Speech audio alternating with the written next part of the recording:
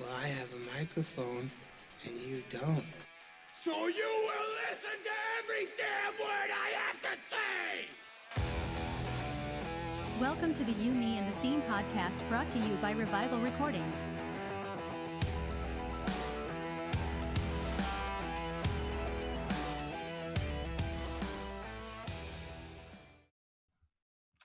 Hello, and welcome back to the You, Me, and the Scene podcast, brought to you by Revival Recordings.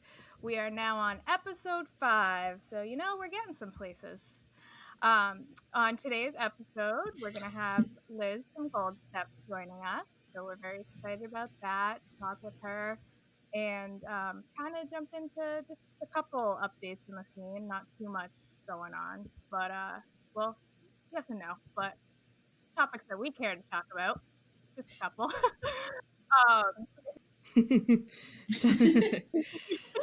So we're actually recording this on the 20th. So by the time you guys all hear it next Monday, the new Fall Out Boy album will be out and everyone will have heard it. I did go to a pre-listening party the other day, and I think we will all be pleasantly happy with how it came out. Pleasantly happy. I wouldn't say like surprised, because we kind of, the first few singles we were liking. So would you say relieved? Yes. Okay. Mm-hmm. Pleasantly relieved. There you go, people. Yeah. So it definitely, I think, even though, they prefaced it by saying like, it's not the old stuff, I think you still get that sound, but it's, not a copycat of it. It's, its own version of it. So I think people will enjoy it.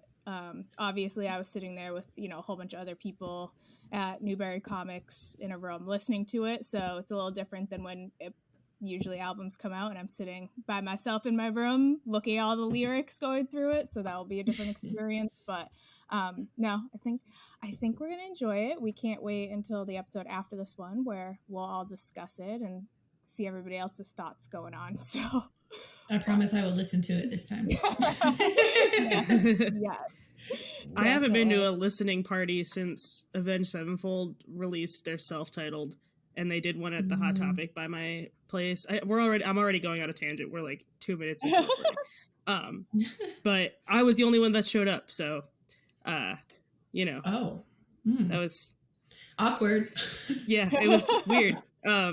So honestly, I was a little afraid to go to a listening party now because I don't know if I could handle being the only 28-year-old standing there. Yeah. I don't think I've ever been to a listening party. I don't think so. That was the first one I remember.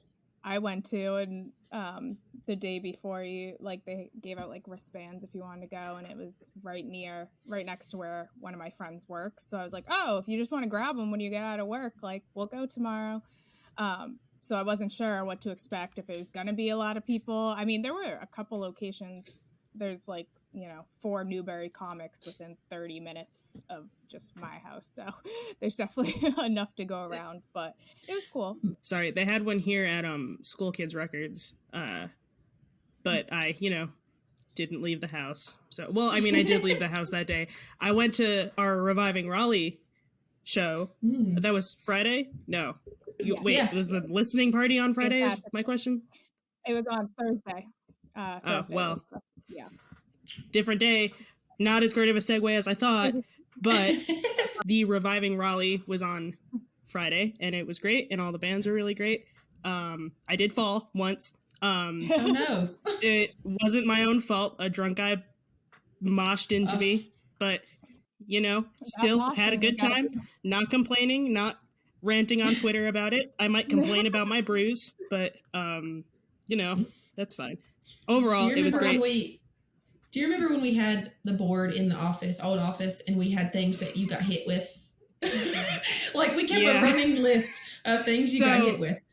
There was a running tally on the whiteboard in the office that said things Thrill House has been hit in the face with. The list was a trombone, a tape dispenser. I think Nick threw like a gummy at me once or something. I don't know. The joke is I'm uncoordinated. So, well, aren't we all a little bit?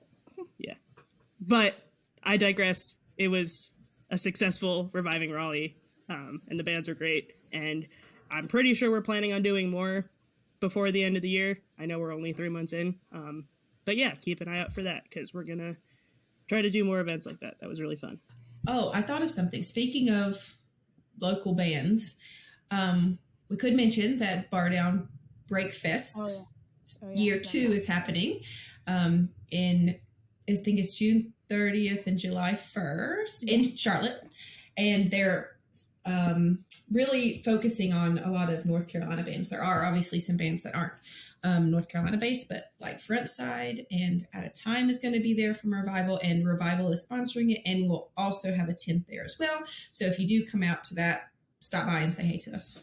Yes, and we have info on our like social medias about that we keep up to date. They just announced it last week. It's all blurring together. It's all coming together. But they just announced that last year was the first one. They had it down in Florida, right? And I know Gold Steps performed down there At a Time. Yeah, and now that it's going to be a little closer to home this time, or at least for you guys. So for us. So if you guys want more info on that, it's Bardown Breakfest, and it will be happening this summer. So that, or the Bardown Breakdown podcast, is where it forms from. So you can check out their social medias to keep up to date. So those are all the news bits that we have right now, or at least the ones that we're willing to talk about. We're going to pause really quick, and when we come back, we will be with Liz from Gold Steps. And we are back. For those of you who are not watching, but just listening on the streaming, Spotify, or wherever you do, we are down a host this week. E is out with a scheduling conflict, but we are here with Liz from Gold Steps. So we're still a foursome and going to have some fun conversations and topics coming up. So Gold Steps is on our label, Revival. They had their recent EP come out in October. And so we're going to jump into, the inspiration behind that, being a female in the music industry. It is Women's History Month, so, and a few other fun tour antidotes that I'm sure Thrill House will. Oh, I got a lot of feelings and a lot of thoughts. Some sound bits on that one. So. So I figured the Taylor Swift talk would come in when we start talking about, the studio and writing inspiration and things of that nature. Yes, for sure. But if you want to start with how we got here, how did we get here?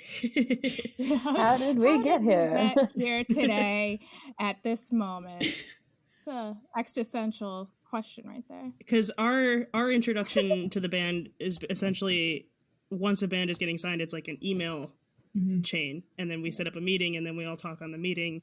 And I've since met y'all a couple times in person, but leading up to the meetings and the actual planning and releasing of the EP, how did we get here? You mean it wasn't just like Kevin being like, okay, Mean Girl style, like, okay. Oh, I mean, you can sit with us. Not gonna lie, sometimes it do be like that. It does. Kevin, praise him. Oh my God, I don't know how he puts up with us sometimes. I don't know how he puts up with us either. Yeah, so he's our VP of A&R. So was he the first one that brought Gold Steps to us? Yes. I believe so. Yeah. Yeah, right? Yeah. So Kevin obviously contacted y'all first. Yeah, he did. So he reached out, I want to say towards the end of 2021. So we had recently gotten back together, not like we broke up or anything. We just took a very long break while we relocated across the country because I always get what I want. So we moved from Austin back to my hometown of Milwaukee. But so we had been quiet for a little bit. Like, so our social medias had kind of gone by the wayside. Like we would check in here and there and be like, we're working on stuff in case you thought we were dead. But we weren't really. We were honestly just kind of like trying to settle and be adults, I guess, for a minute. And then we started posting stuff because we rebuilt the band up here. And he was like, hey, he sent this email and he was like, hey, I think I'd been in contact with your previous manager like a while back, but I had found you guys through our song Empty Space. He said it popped up for him, I believe, on Stan Atlantic's radio, which is very cool. And so he was like, I really like what you guys are doing, but I saw that you guys are like active again. Like, you want to tell me what you guys are up to? Like, what's going on? And we were like, yeah, we're like finishing up this EP that's taken like 4 years or whatever to put together, but we're finishing it up. We've got, writing session like all done. Like, we're pretty much just in the mixing and finishing phase at this point. Like, you want to hear it? So we sent it all over, and he was like, cool. Give me some time. I'm going to show this to a few people, and like, we'll stay in touch. And then he reached out. We were kind of talking a lot more around January of 2022. So like just over a year ago, we had done an independent release of Stay the Same, which is like the technically 4th single off of our EP, just because we had put out other songs before. And he was like, cool, like, so what else do you have planned? And we're like, well, we just went down to Chicago and filmed this music video for this song, Love Song. And I was like, but we don't have to put it out if you want to keep talking. And he was like, why don't you hang on to that? Like, hang on to it. And then we were like, okay, all right. And then over the next couple of months, we started going back and forth. We met Nick and Sean, and talked to Haley. So like, we started meeting everybody, and then it took forever to get the paperwork done, just because, lawyers, they go through and they like nitpick everything. And, which is good, which we encourage. We want lawyers to do that so that everyone gets what they need out of. Yeah. Exactly. We want our bands to feel secure in what they're getting into with us. So. Exactly. And it was great going, like, it was easy going back and forth. It was like, there was like, I'm a really big person on like, I need to know why you're saying no or yes to something. Like, I just have to know. I'm just an annoying person like that. But every conversation we had was like, okay, cool. Like, we can do this. This is why we don't do this. And it was all stuff that was like, that makes sense. Like, we're both here doing, like, you have to consider the business side of everything, right? Like, nobody's just going to be like, hey, here's a blank check. Like, go fucking pop punk it out. We can swear. Would you say, no, of course. But would you say, here's an empty space on this check? Just leave it all blank. I'll fill it out. You can trust me. I'm totally, I'll be reasonable. But yeah, we got it all together, and then we finally finished signing, I want to say like towards the end of April or May last year. And then I think we had to wait to announce it until we were releasing the first single. Yeah. So it was kind of weird because like, in our personal lives, we were all like, oh my God, this is so exciting, but we couldn't say anything. And then when it finally came out, like everyone was like, oh my God, that's so cool. And we were like, yeah, well, we've known for months. It's like when it's like when you announce anything and you're like, yeah, that music video was done like 3 months ago, but timelines and stuff like, so that was how we kind of got to where we are today. I do want to thank Kevin because he was like so flattering. We should all thank Kevin, truthfully. Kevin is really a really, really cool person to have in our corner for everything. He really is. Yeah. He's very, very sweet, very smart. And he's like so on the pulse of stuff, which is really cool because like he'll send me stuff and I'm like, I had no idea this was going on. And he doesn't think that he is either because he's constantly like, well, I'm old and I blah, blah, blah. I'm like, no, Kevin, no, stop saying that. I'm pretty sure he's probably more active on Twitter than I am. I'm just like not good at Twitter. I'm too scared. Like, I'm going to post something and everyone will be like, that was dumb. And I'm like, I know. But the EP came out in October and you guys were just in the studio. How did that go? Amazing. It was really fun. Can we say who we were working with and all that fun stuff? Do people care? I think that's up to you. That's a you decision. We did post it all over the internet, so I think it's probably not a secret it's at all. Safe info. Yeah. So we were up in Springfield, Massachusetts at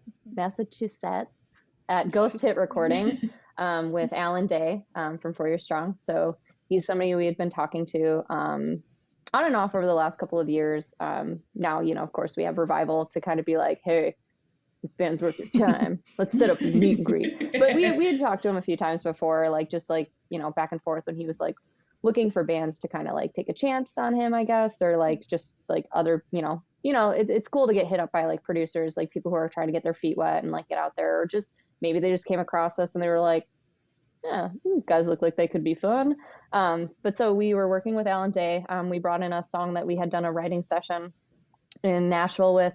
And so we worked on that song, and then we worked on a different song that I had brought in a voice memo of, and I'm so excited about, because it's like it's been kind of new for me to bring a song in and then finish it and it pretty much be all my words, pretty much my melodies with like a few things here. Like, of course, like Ellen's producer brain was like, hey, so yeah, that melody is really great and catchy. Let's change it up in this third line so that instead of, going up here, let's go down here. So it's a little bit different, it like kind of brings the listener back in.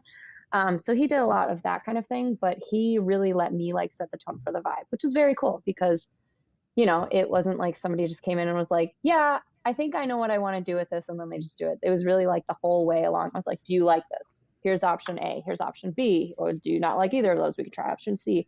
And we really went on what he calls like this vibe journey. And the song we came back with is like so scratches like an itch that I've always had as like a lover of pop music. So it's going to be different. And we are ready to keep going in that direction and keep, continuing to bring in our own influences from pop punk and hardcore and stuff like that, but really move in this like much more, I guess like open-ended kind of genre. Because as silly as it sounds, like I want people who are like younger than me and older than me to like our stuff. And right now I feel like a lot of our audience is very similar age range, and that's great. But there's something that tells me that there's something that we're missing that people are looking for. And once we can kind of like open up, like there are certain things about every genre that people find like, unlikable or like cliched or overdone or whatever. So like we're trying to like tread new territory while also bringing in these flavors that people still expect from us. Like obviously it's me singing. You might not recognize it at first because a couple people we've shown the song to did not.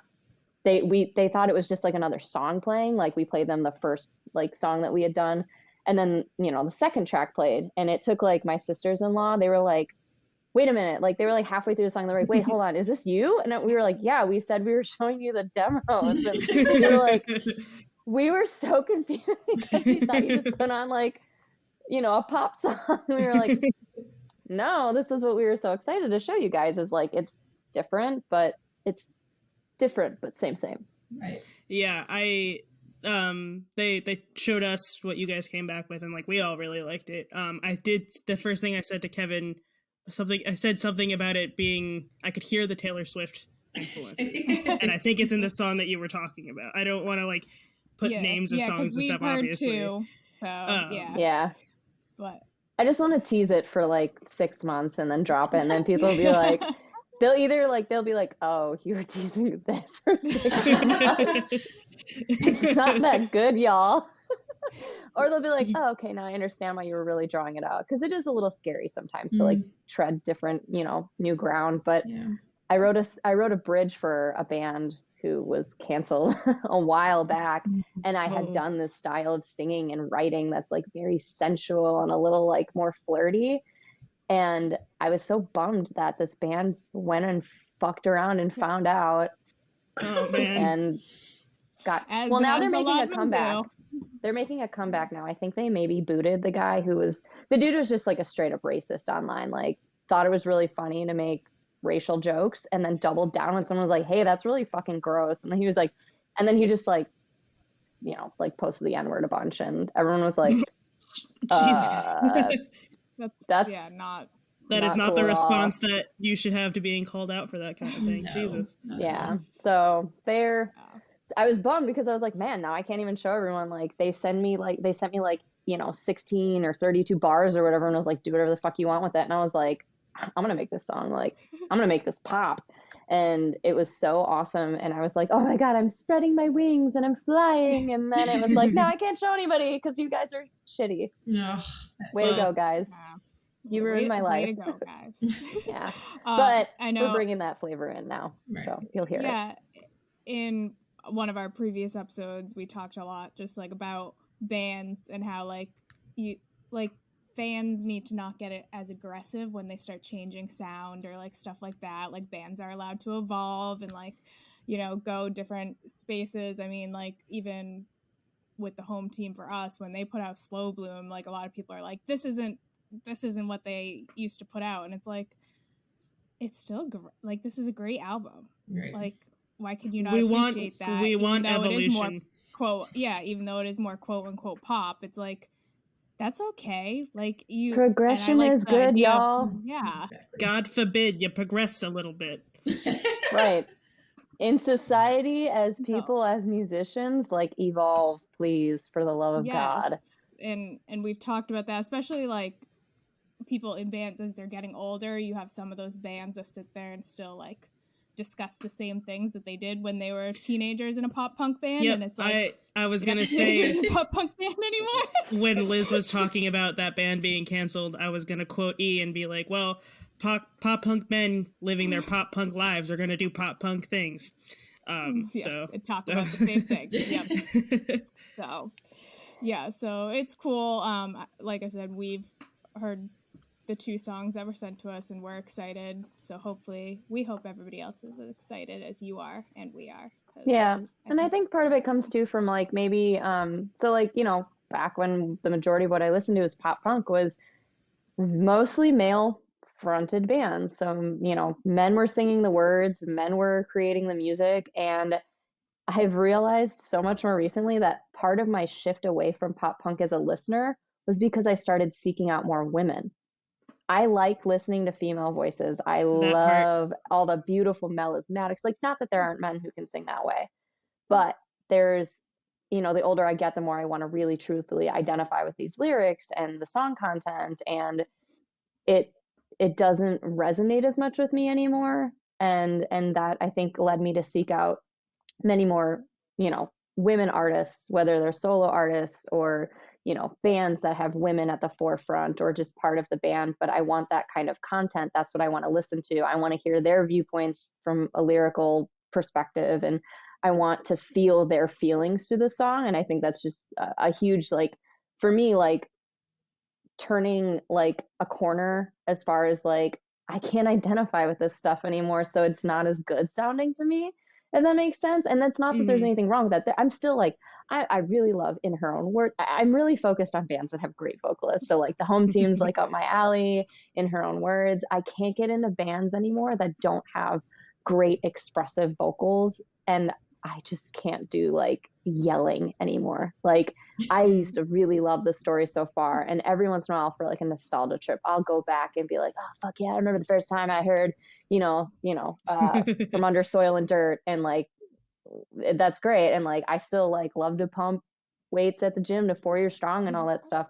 But like, when it comes to like, damn, I'm in like such a mood right now and I need something that's going to fit that, I'm going to find a woman who's already speaking my language and is expressing what I need to, like, because it's the female perspective on things, and I identify with that.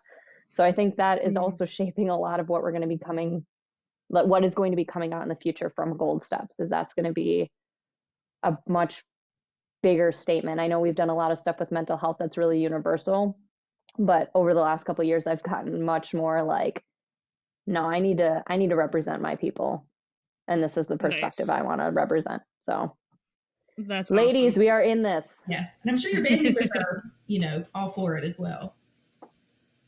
Mm-hmm.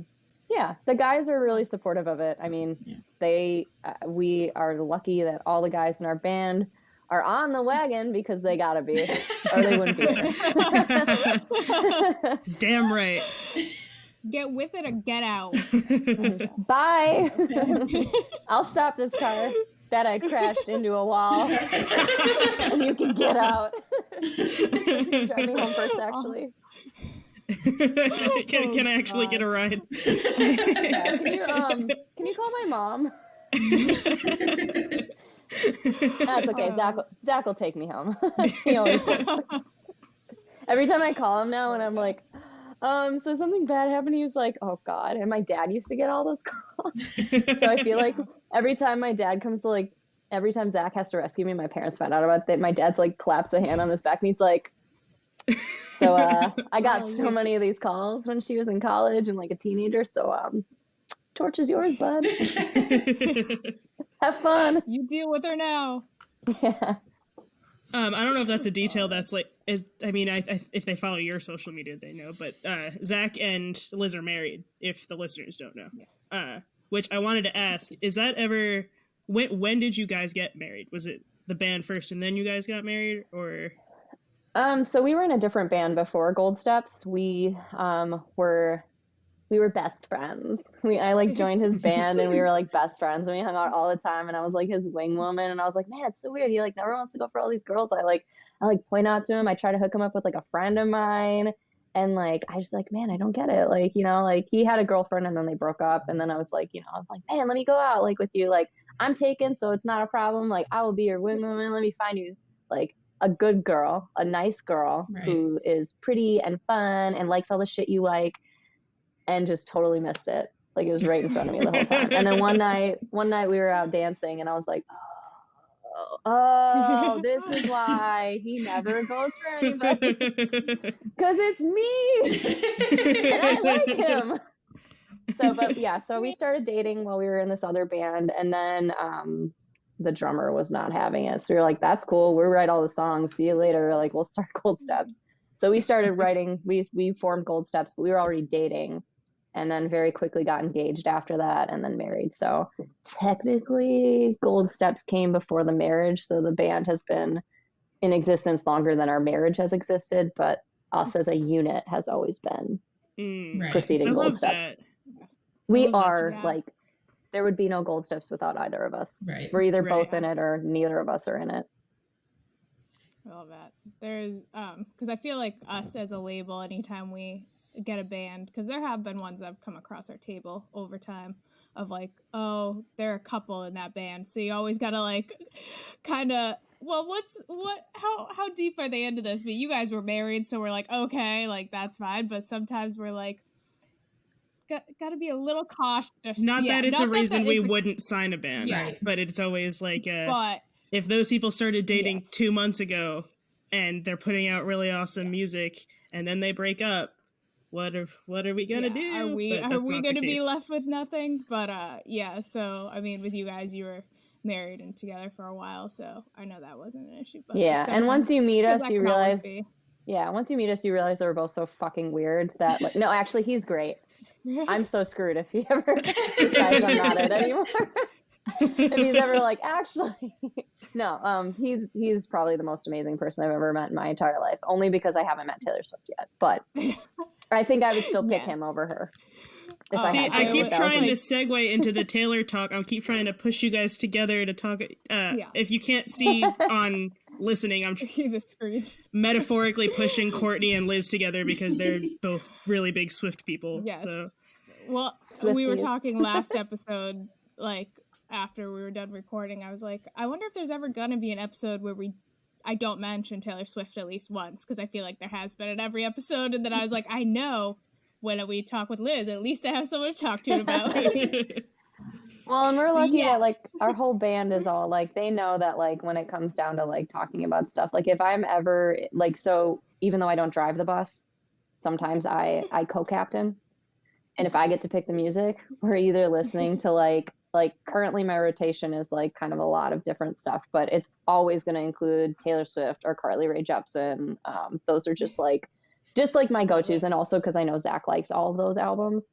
So like, at least, and honestly, like every once in a while, like you'll just be quiet and everybody's like kind of sing along. Like we literally, the whole band went to a Taylor Swift dance party on our last tour.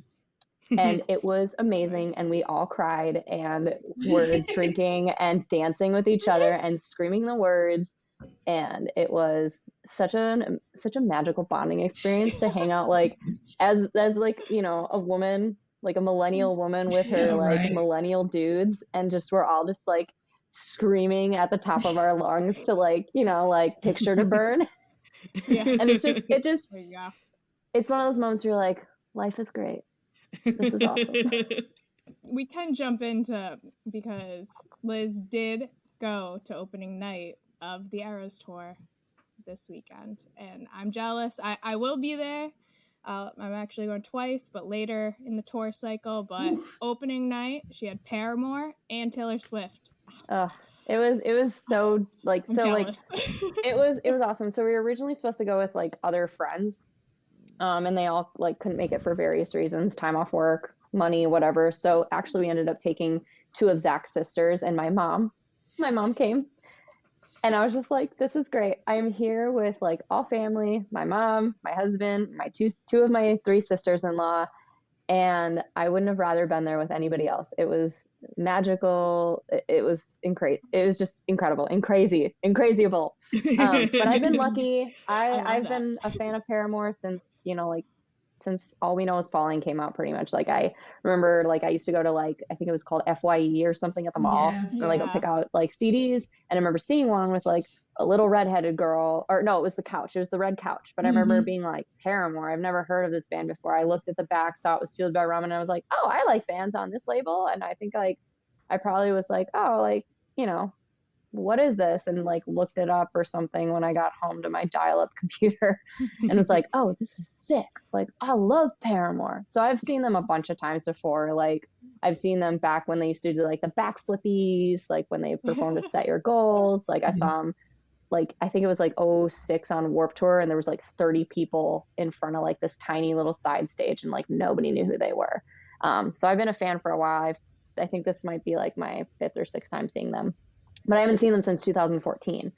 So like seeing them like as support, and then hearing how much like the mutual admiration that Haley and Taylor have for each other is just like the stuff of like dreams. Like I need another like woman vocalist out there to like bond with in that same way, because it means so much to have somebody who understands all the same shit you're going through. Like we are not at that level and probably never will be, but it means so much when somebody else who is in that situation, it is lonely out here for women, like lonely as fuck. And having somebody who also is just like dedicated to their craft, and just maybe wants someone to like vent to sometimes about like how much it kind of sucks to be a girl in this industry that is continuously focused on not just the product you make, because it is a product at the end of the day, but like nobody cares about your feelings. They only care about what you can do for them. Do you make it look and sound pretty, or at least what their definition of that is? And it like you just get shit on kind of all the time in really subtle ways. Like it's never like super blatant, like sometimes it is. But I just can only imagine like what it must feel like to see the two of them having met each other when they were both like at the, as they were like rising, and now both being like in this insane part of their careers. And just like, you could just feel like the love and respect that they had for each other, and how they speak about each other in interviews here and there is so sweet. Like it just like, But Haley told this story about how she got to know Taylor was like through her mom. Like they she met Andrea at the VMAs or something, like an after party. And her mom was like, hey, here's my daughter's number. She's like new to this. And you guys are both based in Nashville. So like, if you ever want to like, I don't know, talk, like that's so cute to me. Like mama looking out for baby Taylor. And then they, Haley didn't reach out to her until after the whole VMAs thing. And like, this is all on TikTok and shit. Yeah. But just like the way she spoke about like now being here, opening night, watching this woman develop from this like shy little country girl to the biggest superstar the world has at this very second. Just, you could just hear like the pride, and like I'm gonna cry. Like I seriously like teared up, because I was like, that is like the kind of love like we all need to have for each other. Yeah, I feel like when they first announced, a lot of people were like Paramore, and I'm like, real Swifties know that they have been friends for years. They used to go thrifting together. Like it makes sense, okay? But no, that so for anybody that isn't following Taylor Swift, opening night was the only night that Paramore played on. So yeah, they just this weekend. So, and that was why we chose. Like when we signed up for the presale code, 5 of us registered for presale codes. Zach was the lucky one who got the presale code. And we picked like everybody who applied for the presale code. We all put like our top date as Glendale, because I was like, you know what? If I'm going to be shelling out hundreds of dollars, which I didn't have to, luckily, I'm going to go see 2 artists that have been hugely influential to me, because it honestly, with how Paramore's first tour last year, when they first came back from hiatus, they had the dynamic pricing, and I don't know if they knew that when they set it up or however, but I mean, I couldn't afford tickets to that. So I was like, well, if I'm going to spend the going to remortgage my house kind of money, I'm going to see two people that I will probably never get to see again because of how life works with Ticketmaster. So I got lucky. Out here fighting for our lives on Ticketmaster, okay? But Glendale was SeatGeek, and SeatGeek handled it a lot better, and it was so much easier. Like, literally, like, I was in the waiting room. I got in. I had already researched the seats, so I was like, I want nosebleeds because those are going to be the cheapest, and I want to be center. And those were the seats I got. So, like, I had, like, a straight on, like, when you sit in the back of the movie theater in the center so you get, like, the full picture, that's all I wanted. And I got that. And it was amazing. I have so many, my phone is so loaded. Like, I need to delete, like, a million other, like, things in there so I can, like, have some storage on my phone. She was on there for 3 hours and 13 minutes, no stopping. That's a long time. It's a long time. Like, yeah. That woman like is a 14 costume changes. Yeah. Like, that's crazy. I've been drooling over the fashion. And she had different costumes, like the next night I saw and stuff. So she's doing, if anybody hasn't seen, I mean, the videos are everywhere. Like, just the production itself looked insane. She's diving into the stage. She's doing, so, the forest on the stage. If you didn't have respect for Taylor Swift, I know I've prefaced this in things before. It's like, you cannot like her music, but the girl's doing the damn thing. That's my position on the whole thing, because I'm very much not a Swiftie music wise, but like, I see those videos and I'm like, damn, that girl is dancing, and this entire time she's marketed herself as like this quirky, awkward, gangly person, and she's up there dancing, damn it. Like, it's a whole big, huge thing. That woman puts on a show, and I can appreciate that. But I will say, having somebody who, like, being a person who I think in my personal life, I'm kind of like a really weird, like, awkward person who just is just cringy sometimes. I totally understand what it's like, because once you're up there on that stage and you realize that you hold the power within yourself to deliver, like, either deliver the best show you can, or there is no option B. Like, I think that's why I identify with her a lot, because I see a lot of the same, like, perfectionist qualities where it's like, I'm going to go up there and I'm going to give my 110% every single night, even if I don't feel like it. Because once you're up there, you feed off of the energy of everything around you. And if their crowd isn't giving it back to you, then you're like, oh, okay, motherfuckers, I got something to prove. And I'm going to prove it to you so that when you walk out this door tonight, you might be like, hey, I didn't like that music. That's not my shit at all. But that girl went up there. That woman went up there. And she gave it everything she had in her. Maybe it's not for me, but it's for somebody. Right. And I can respect that. I don't need you to like me, but I need you to respect everything I've put into this. And I see a lot of that with Taylor. Like, and the people are kidding themselves all the time. They're like, oh yeah, but somebody else made those set design decisions. Okay, well, obviously you don't follow her at all, because if you watch the documentary, you know just how much every single little detail matters to her. And I think, coming from somebody who is also like type A in that sense, like, I know what that feels like. Like, there is not a damn rhinestone on that stage that she did not personally, like, okay herself. And that's how she is. Her parents were bedazzling her guitar themselves that she used on stage. They were gluing the gems on. There's a video of it. It's cute. Which, not to say that, like, you know, artists that have people that do that, because everybody has their own strengths, right? You know, like, you might be so focused on the music and be like, I'm not good with figuring out all the rest of it. So, like, you know, but she is puts the effort in. She must literally never sleep ever. Like, she must go into a coma like maybe like 1 week of the year, and like it's pre-planned, and she scheduled. scheduled coma. And then she wakes up and she's like, great, and we're doing everything again, and now I'm gonna write a movie and a screenplay and also re-record 4 more albums. Like, her work ethic's insane. Yeah, the only complaint I have, and I don't know because I want your opinion on it, is the set list. How dare you only put 1 song from Speak Now on the freaking set list? So I thought about that too, because Enchanted was beautiful. Oh my God. Yeah. And then she disappeared, and I was like, whoa. Yeah. And then we were in Red Air, and I was like, oh. Because I know you want to focus on, like, I mean, since the last time she toured, because Loverfest got canceled because of COVID, for anybody that doesn't know. So every album from Lover all the way down, the Taylor versions, everything else. So that's a lot of music that has never been sat there and toured. So she did do good, like focusing on those. But I was like, you only got, that's it? Well, and Speak Now was the album that finally made me realize, like, so I remember exactly where I was when I started listening to Speak Now for the first time. My brother was actually my older brother. He was a fan of Taylor Swift before I was. I heard it in the background at the pizza place I worked at as a teenager in high school, and I was like, ugh, this is other country shit. All the blonde girls I worked with loved it, and I was like, I hate them, so I hate this. We don't get along. They're popular and cute and wear their cowboy boots and their sundresses, and I'm over here in my Hot Topic pants and just wishing any boy would think I was cute. Lyrics. No, I wasn't. I did like Teardrops on My Guitar, and I was like, oh, okay, well, whatever. I'm gonna go listen to, fucking Panic at the Disco or whatever after my shift. But it was like, I listened to like Faith Hill and Shania Twain growing up. But my brother was like obsessed with Taylor Swift.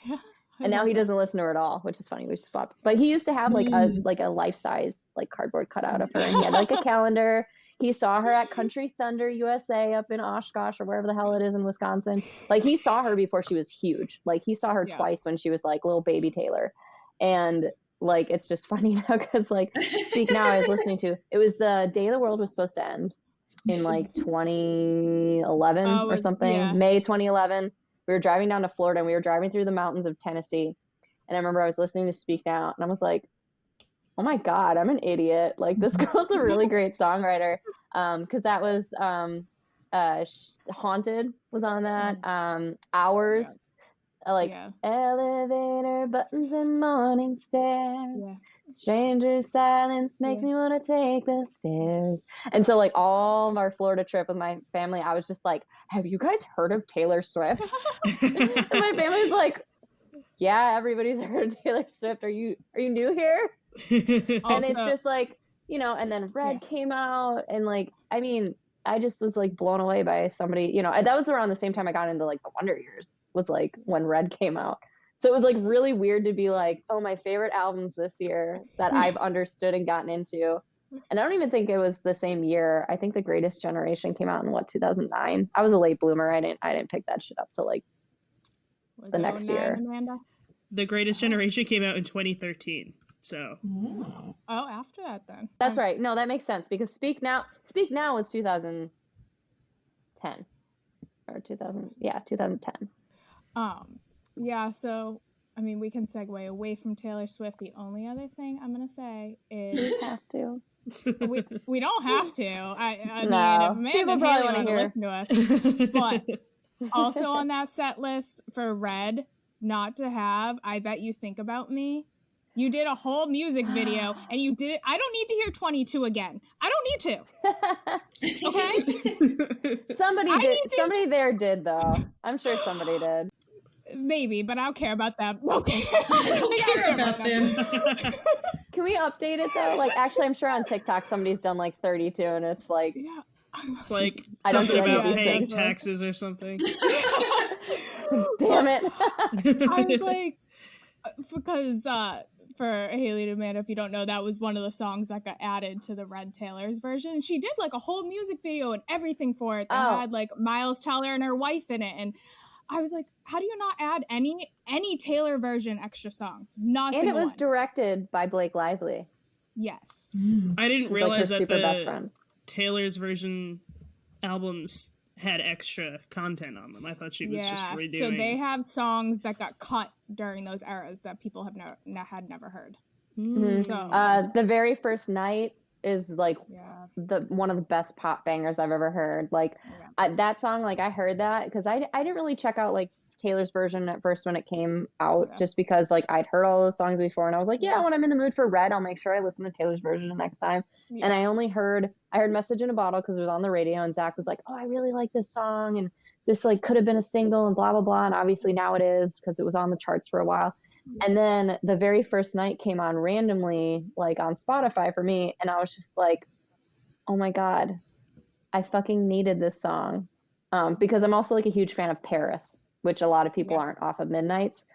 But there's just something about those like carefree, like upbeat, like really like synthy, like sparkly pop songs that like just like jazz my fucking day up. And I need that in my life because I'm such a like pissy, annoying, like sad person on like every day. Like I can be fun, but a lot of times I'm just like, if I'm in a really good mood, it's because I found like a song that's just like jamming up my like little heart for the day. So that's like it's all of a sudden like I feel like my coworkers are always like, hey guys, have you heard this song? And I feel like they all kind of like, they're like, oh god damn, another song. She wants to show it to us. And I don't care because they all play in like hardcore bands, so they're all like, oh god, here we go. Song, isn't it? Yeah. I got shit to do. Go away. Pop music in their life. Everybody needs pop music in their life. Like I don't care. You know, at some point, there's like a time and place to play it in your life to cheer you up. Okay. I think I need distractions from real life because real life makes me sad sometimes. So like it's like how like people don't understand, they're like they'll talk about like the newest like drama or whatever they're watching or something, some really smart TV show. And they're like, Liz, what are you watching lately? Like, have you seen The Last of Us? And I'm like, no, I don't like video games, but have you seen the new South Park? And they're like, you're a child. I'm exactly the same way. You don't understand satire. Have you watched The Last of Us? And I'm like, no, but I rewatched The King of the Hill for the 7th time this year. Because I want stuff that like kind of wraps up in a nice little bow because we all know life doesn't do that, right? So like for me, that's my escapism. Everything's escapism. Zach's over there watching like Star Wars right now, which does not interest me at all because aliens or space is one of those things that I'm terrified. I like stars. I like looking at stars. Aliens scare me. The fact that we are in so small and mean nothing in the grand scheme of things, that's terrifying. Let's never ever talk about it. I knew we were the same kind of person, Liz, because I'm the exact same way. I want all my content to be making me feel good, and I don't want to think about space. And that's Don't make me think about like physics or anything that's going to make me realize that I'm just a bag of meat and water and bones, and anything could happen at any time, and none of it means anything. The fact that I got tickets to Taylor Swift on opening night was not a sign of anything greater in my life. It just happened to be that we got lucky or something. Like there's no greater meaning in anything. So, you know, we could all die right now and nothing would matter. Like that terrifies me. Oh, I'm not going to sleep again tonight. So we did touch on this a little bit as before we went on the Taylor Swift tangent. You mentioned that it is lonely being a woman in this space, which my thought was to talk about being a woman on tour, which you've experienced as a performer and I've experienced as a crew member. That also can be a pretty lonely space. I feel like Liz touring with her husband also kind of gives her a unique, like, because you kind of have that safety to feeling, I would assume, yes, but you can and preface no. it, you know? So like kind of that angle that you have that's a little different also. Yeah, so it's great because like he's actually, I'm very lucky that I'm in a band with 4 guys who will all literally like drop kick somebody if they were to say or like look at me the wrong way. If I was like, hey, that dude gave me the fucking creeps, they would immediately actually there was a night where our bus was breaking down in Allentown, Pennsylvania. And so we limped the bus to an AutoZone to like stay for the night so we could get up as soon as they were open so we could start fixing the bus. We live streamed the whole thing. We were dropping a song that day. That was when you were on your way to Raleigh to play the Alisana show. And So our bus broke down twice. Damn bus. Stupid bus. It's parked outside.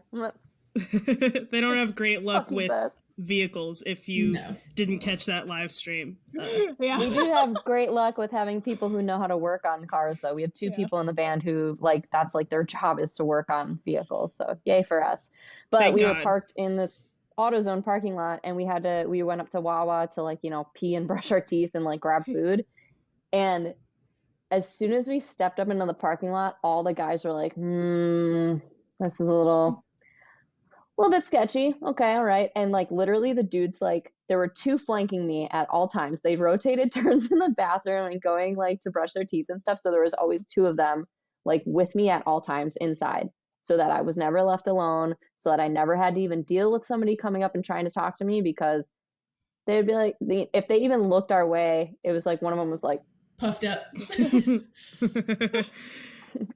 I was like, yeah, it's my boys. It's like scary dog Can't privilege. fuck with me. But like, I mean, Zach says I'm too trusting of people, because I mean, it's our job to be open and kind and polite, and like, I know that I'm selling an image, and I'm trying to get people to buy our merch, and if they like me, then chances are they're more invested in what we're doing. So like, part of that's like, you know, like I wear clothes that make me feel good, but I'm like, it kind of sucks. Like, I really like wearing skirts on stage. Like, I got some thick thighs, y'all, and like, it's just, they look so much better if I have like, you know, like I've done the Kibbe system. I know my body type and all that crap, but like, I look a lot better in skirts. Also, I get really hot and sweaty. So like, it's kind of like balancing, like, I want to wear less clothing, but I don't want to give off like, hey, this is for you. Because it's for me. If I got on stage in something, that's because I looked in the mirror and said, damn, I look fine. I'm getting up there. I feel hot. For me, not for you. Not for this is about me. Yeah, exactly. I love but that. it's you have to kind of like balance that, because part of me is like, ooh, I feel good in that. I know I'm not going to be as sweaty in it, but am I giving the wrong impression? That sucks. I hate feeling like that. Like, there was a show we played same night actually in Allenton. It was so fucking hot. And I was wearing like a little spaghetti strap crop top. And as I walked down the street to get to the venue after we parked, I've never felt that many people undressing me with their eyes. It was gross. Like, it was a very long block of a walk. And I did not leave the venue the rest of the night. I didn't even go in the front area. It was like a bar that had a venue in the back. And when I went up to the front to like order a drink or something, I could just feel eyes burning. It was like they'd never seen a woman before, or never had to respect a woman before. And so I was like, I couldn't be alone. I couldn't go to the bathroom alone. I have many, many nights had to have one of the guys stand outside the bathroom, because I was afraid that somebody would try to come in after me. Because you can tell when like one person's like following you with their eyes, like all night. You can always feel that there's like a couple of those people who are like, they haven't approached you, but they've maintained some sort of proximity of distance. And they're always like, you'll kind of like feel like eyes, and you're like, look, and then they'll look away real fast. And you're like, okay, I'm imagining things, right? Because we're like, no, it couldn't possibly be like, I'm just reading into it too much. Your gut's there for a reason. Trust that shit. Like, don't ever feel bad if you're just like, I don't know, this guy's creeping me out. This person's creeping me out. I actually, on tour, the last tour we went, I was groped by a woman multiple times, this same person, and I didn't even know how to like react to it. She was an older woman, like maybe closer to like my mom's age. And I've been told that people find me approachable and safe, which is ironic because I think I'm a raging bitch 99% of the time. But like, not like, I'm just passionate, right? So maybe people see that and they see some it's like they don't see the ring on my finger and realize like, whether I'm married to a man or a woman, like I'm taken and I don't really appreciate you brushing up against me. But this woman, she came up behind me and she grabbed one of my butt cheeks and I was like, the fuck? And then she grabbed the other one and then I turned around and she was like, oh my God, you were so great. And she like grabbed my face and tried to she kissed me like multiple times on my face. And I was just like, oh, I'm so glad you enjoyed the show. Oh my God. And Zach's like, what the fuck is happening right now? And then I was like, what do I even do at that point? Right. Like, that was, that's rough. Oh, that was so weird. And I was just like, I need to avoid this person. She was wasted, but that's not an excuse. Right. Of course. But it was just like, I have never ever walked by a person and been like, ooh, yeah, that butt looks so nice. Let me just grab a piece of that. It's like never even crossed my mind. And that's the thing, like, it was just so bizarre. Like, but I think the only reason that happened was because the guys didn't expect it. So like none of the guys were like looking out for this like mom looking lady in her sweater to be like, Yeah. Yeah. But, I was a real hero that night because I held some girl's hair back in the bathroom and she didn't drown in her puke. And she texted me. She messaged me later and she was like, "You were so nice." And I was like, "I just really didn't want you to die." And I had to pee really bad. That sounds like a really, a roller coaster of a night. Jesus Christ. Yeah, that's too much. Oh, Pennsylvania never ceases to amaze me. I have had some of the weirdest. That's the episode title right there. Pennsylvania never ceases to amaze me. Oh, it's always so hard, and I'm sure Amanda probably has to deal with this too, reaction, whether you sit there and kind of laugh it off because you don't know how they're gonna react to if you're aggressive back and being like, "What are you doing?" So it's as females, all of us have to deal with that anyways, not even just in a touring aspect, but just especially when you're in the band, I feel like it kind of adds that's an entirely these different... are our fans that we're dealing with. And that's and then there's venue staff, which is a whole nother animal. I think my favorite one from this last tour, or this last big tour that we did in October, was we played a venue. Obviously the guy saw me loading in equipment in my cute little boots and my skirt or whatever the hell I was wearing, setting up merch table, whatever. I see he's introducing himself to all the band members. He's the sound guy. So I'm I wander over there and I stand next to, the guys and he's shaking his hands, introducing each other, blah, blah, blah, goes around the circle. He gets to me and just doesn't even, he just kind of goes back and ignores me totally. And I immediately picked up on that. And I was like, no, that is not fucking happening. Mm-hmm. So I said something to the rest of the guys in the band and they were like, "I'm sure he just didn't notice you were standing there." And I'm like, kind of hard to miss. Very hard to miss.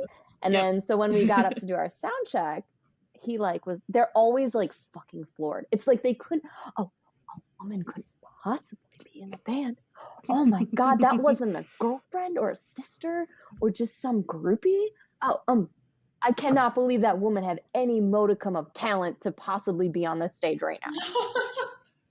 And they're always surprised. Why are you surprised? There's literally 50% of the world is us. Yeah, there's always I'm not in a band, I'm in crew, and there's always some venue staff or someone that several times has been like, "Is she supposed to be here? Is she supposed to be in the venue right now? Is she blah, blah, blah, blah." I'm like, "No, I've literally said verbatim, nah, this pass around my neck is just to shove up my ass later."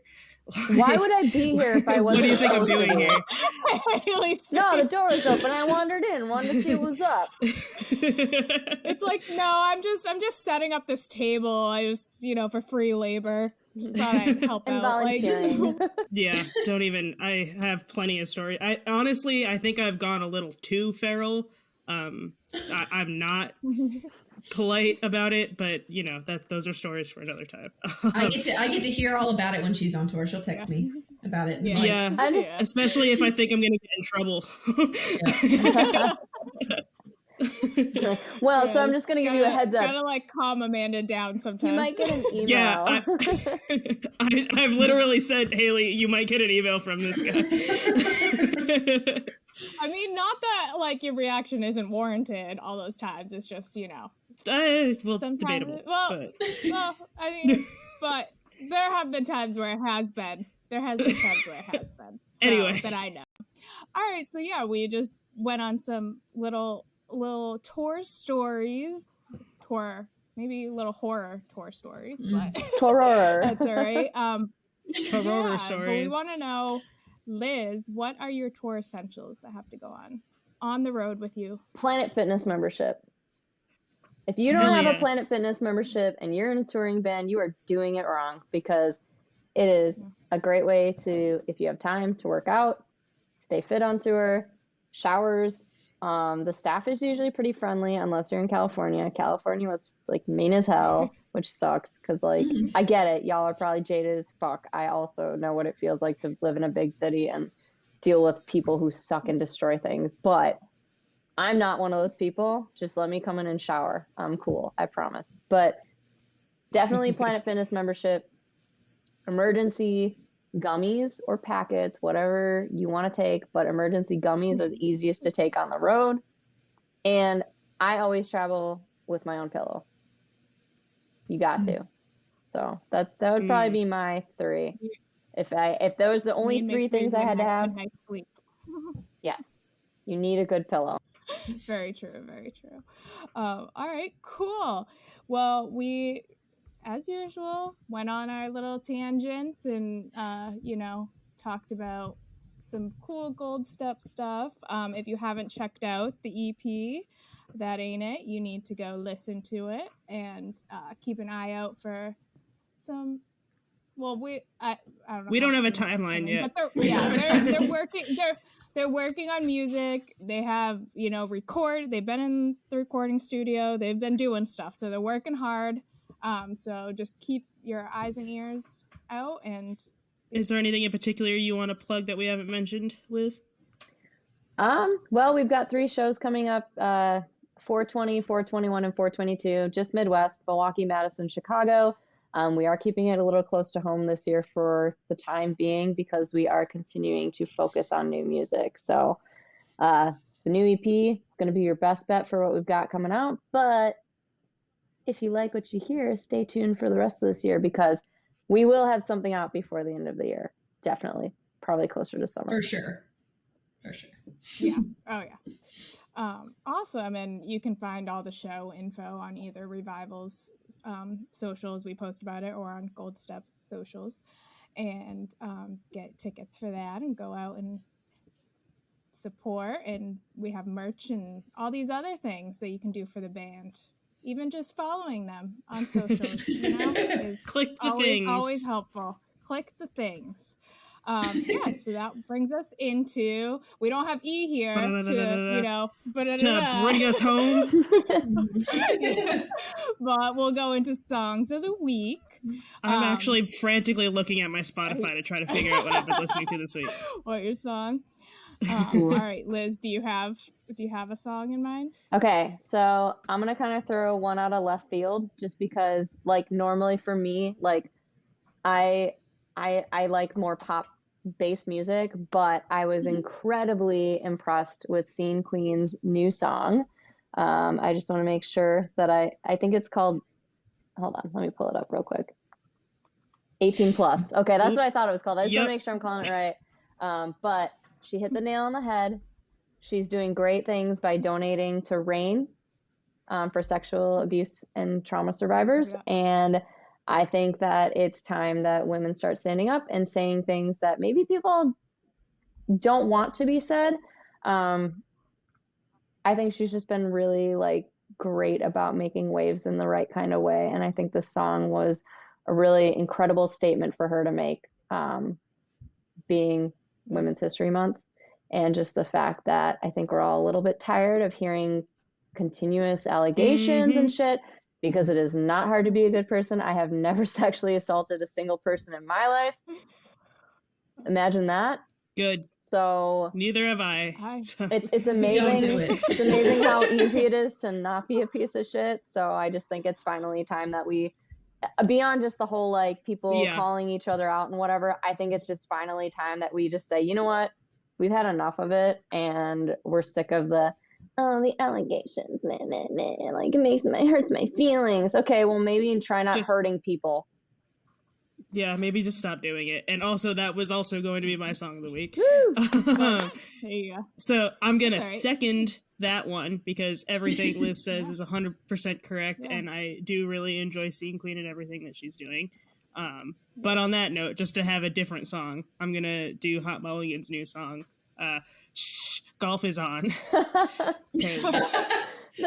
What a name. What a name. You know, Hot Mulligan always comes in clutch with the song titles, but it's also just a really good song. So I'm finally putting in a recent song on the playlist. So that's my contribution. You were doing recent ones at the band, the Pierce the Veils and all that. So the new ones.